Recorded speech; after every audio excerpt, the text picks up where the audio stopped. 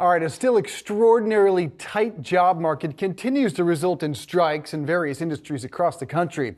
Today, more than 7,000 nurses at two major New York hospitals are on the picket line. The nurses from Mount Sinai in Manhattan and three locations of Montefiore Medical Center in the Bronx say staffing shortages have left them burned out, underpaid, and unable to properly care for their patients.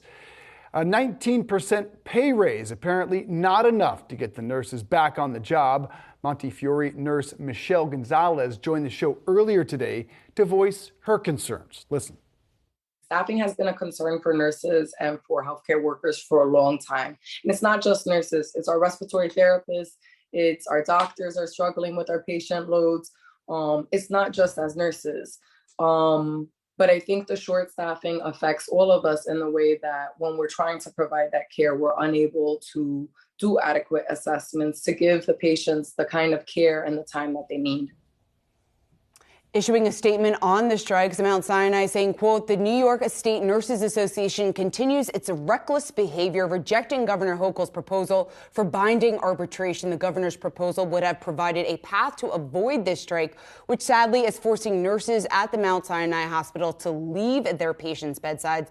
Talks now were set to resume this afternoon at Montefiore, but there's no word when negotiations might resume at Mount Sinai. And Dave, I think this is just very sad for New York City. Yes, it's very important for nurses to be paid and to be paid what they think is right and what they think should be done, and necessarily what they do should be paid because of how much they work and what the importance of their job. 19%, though, that is a massive jump in pay, and yet that is not enough. And my heart goes out to everyone within the healthcare system right now, because it's certainly been a trying couple of years coming out of the pandemic. I think almost everyone who works in the healthcare system has been overworked over the last several years. My sister is a doctor in one of the New York City hospitals. She talks about it all the time. Staffing is and remains to be a massive issue within healthcare, and I don't see that significantly improving anytime soon. And when so many positions go unfilled at these hospitals, look, neither Mount Sinai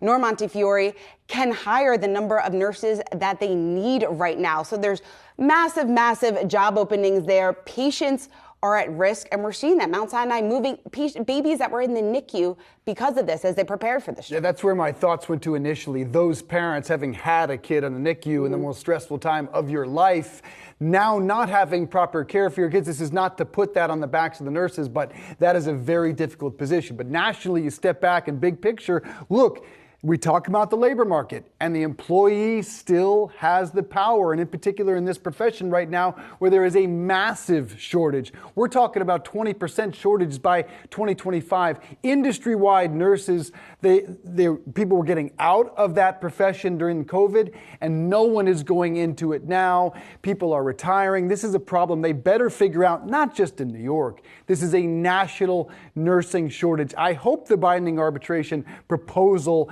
at some point gets them back to these hospitals in New York. But nationally, we're nowhere near an answer to this problem, which is probably having to raise the pay across the board to get more people into this profession. Because if you don't, not just, I'm a son of a 20-year emergency room nurse, 20% does sound like an awfully lot. I think most people would kill for a 5 or 6% raise right now. Anything that covers inflation of around 7% sounds pretty good to most Americans, but long way from solving this national shortage. Doctors as well. Primary care is going to be a really debilitating issue for the healthcare industry. Massive debilitating issue. We were speaking of those job openings, over 700 nursing vacancies at Montefiore alone. So that's just one hospital here in New York City. Over 700 positions open. Just really speaks to the magnitude of this issue that's facing the healthcare industry. All right.